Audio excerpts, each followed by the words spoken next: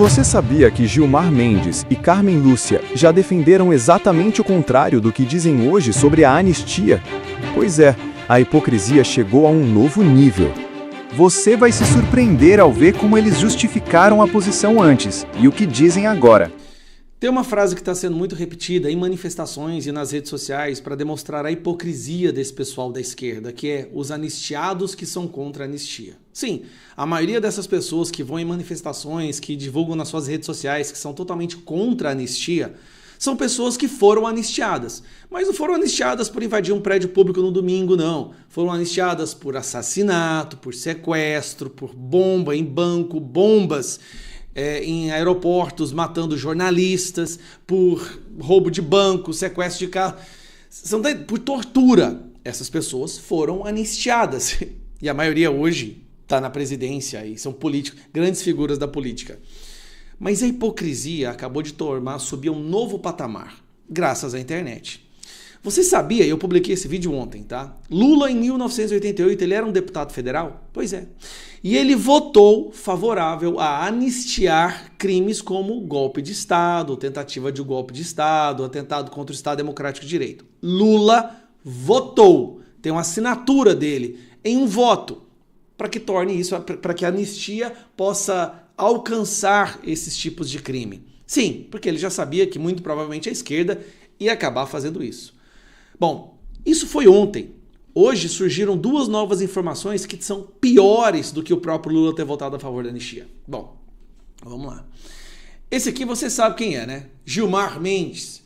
Ele está o tempo inteiro dando entrevistas. Nunca teve um ministro da Suprema Corte que mais deu entrevistas que Gilmar Mendes na história. Ele dando entrevista afirmando que a anistia a condenados por tentativa de golpe é ilegítima e inconstitucional. Grave essa palavra.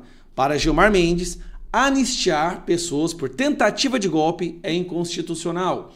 E aqui a Carmen Lúcia no mesmo modelo, que a anistia para vandalismo e tentativa de golpe é inconstitucional. Ela falou isso depois que a Carol Detoni pautou a anistia na CCJ. Beleza. Gilmar Mendes e Carmen Lúcia publicamente se posicionando contra a anistia, dizendo que é inconstitucional. Só que em 2010... aí que o negócio vai ficar sério agora. Em 2010, nós tivemos uma votação no STF, que é a ADPF 153. Essa ADPF 153, me acompanha que você vai ficar chocado agora, tá? A OAB entrou com uma ADPF, de arguição de descumprimento de preceito fundamental, no STF, alegando que a tortura cometida pelo regime militar não poderia ser anistiada. Ou seja, ela questionou a amplitude da anistia quando teve o fim do regime militar e nós voltamos à democracia relativa. E o STF julgou essa DPF. Basicamente era para julgar se a anistia era ampla, geral e restrita ou não. Era essa a determinação, era essa a votação do STF em 2010. E aí nós resgatamos, ou melhor, a internet resgatou 2 votos.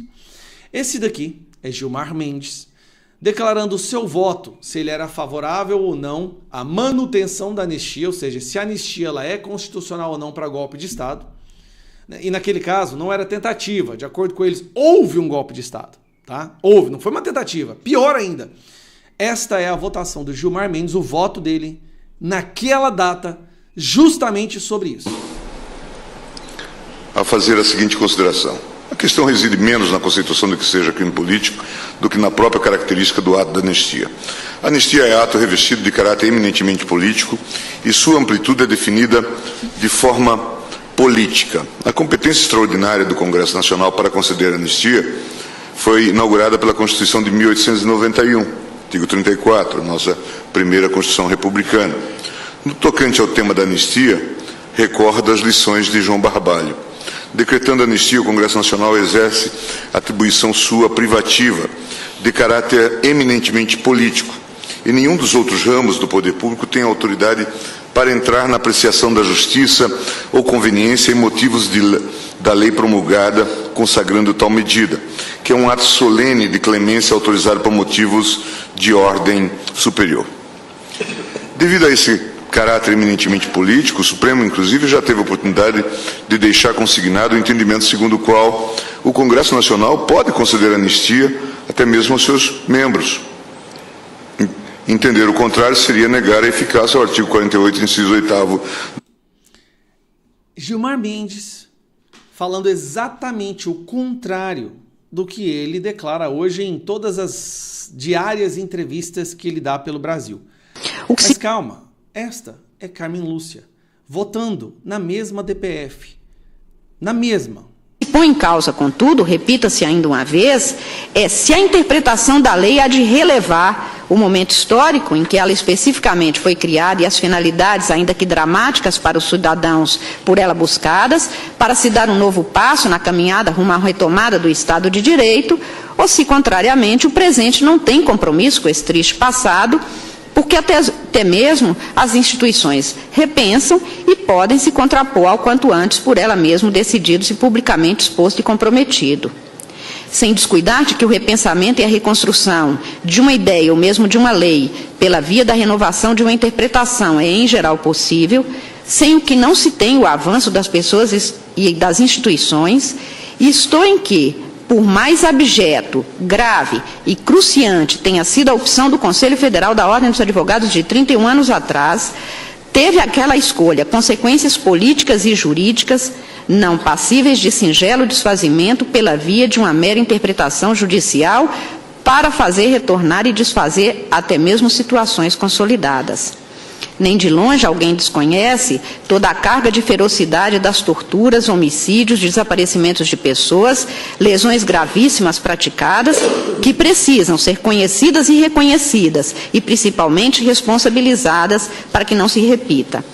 Mas o desfazimento de anistia para permitir a responsabilidade penal especificamente aos casos cobertos pelo ditado por aquela lei e cujos efeitos se produziram e se exauriram num determinado momento histórico, não creio se possa dar pela via judicial agora pretendida.